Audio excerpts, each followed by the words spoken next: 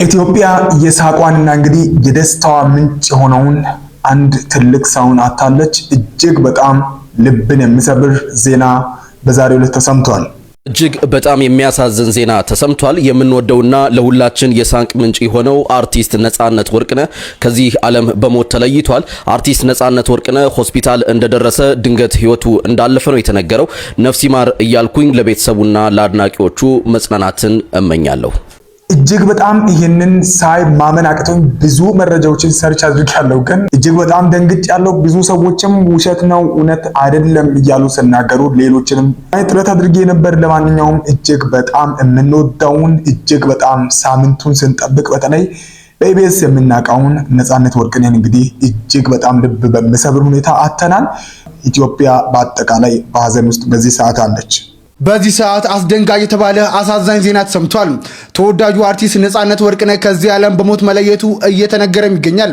በቴሌቪዥን ፕሮግራም አቅራቢነት በተዋናይነትና በሌሎች የጥበብ ስራዎች ስመጥርና ተወዳጅ ከሆኑ የኪነ ጥበብ ሰዎች አንዱ የሆነው ነጻነት ወርቅነህ ባደረበት ህመም ከዚህ ዓለም በሞት ተለይቷል። ለበርካታ ዓመታት በኢቢኤስ ቴሌቪዥን የሚተላለፈው የቤተሰብ ጨዋታ ፕሮግራም አዘጋጅና አቅራቢ የነበረው ነጻነት ወርቅነህ ባለትዳርና የሶስት ልጆች አባትም ነበረም። ለቤተሰቦቹ፣ ለሙያ ባልደረቦቹ እንዲሁም ለአድናቂዎቹ መጽናናትን እንመኛለን። ነፍስ ይማር ስላችሁ እኔ እውነቴን ነው የምላችሁ ማመን አቅቶኝ ነበርና እዚህም ደንግጠን ስንነጋገር እዚህ አብረውን ከሚሰሩ ልጆች ጋር በቃ እንዴት እንመን ይሄንን እውነት? ምክንያቱም ከሳምንት በፊት ሁላችንም አይተነዋል። ምንም አይነት በዛ ልክ ታመመ የሚል ወሬ አልሰማንም።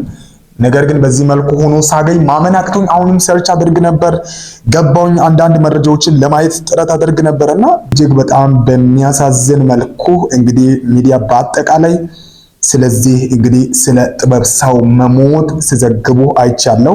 እጅግ በጣም የገረመኝ ደግሞ ለማመን የቻልኩት ትልቁ ሰለሞን አባቡ እንግዲህ በጣም ጥሩ የሆኑ ነገሮችን በተለይ በኢትዮጵያ ስፖርት ዜና ላይ የሚታወቅ እንግዲህ ጋዜጠኛ የጻፈውን ሲመለከት እጅግ ያሳዝናል ወይም አሳዛኝ ዜና ነው ብሎ እንግዲህ ነፂ ማረፉን ሰማው የሚል ጽሑፍ ሳይበቃ ውስጥ የሰንጠቅ አለ።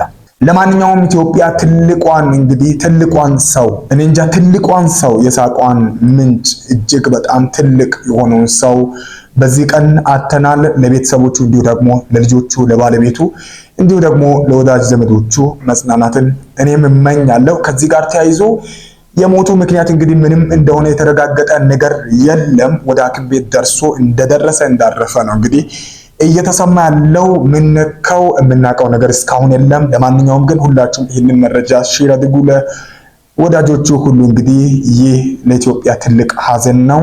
ነጻነት ወርቅነህ እንግዲህ ተዋናይ ማረፉ ለማንኛውም ተሰምቷል። ለሌሎችም ሼር አድርጉ፣ የመረጃ ይድረሳቸው እንግዲህ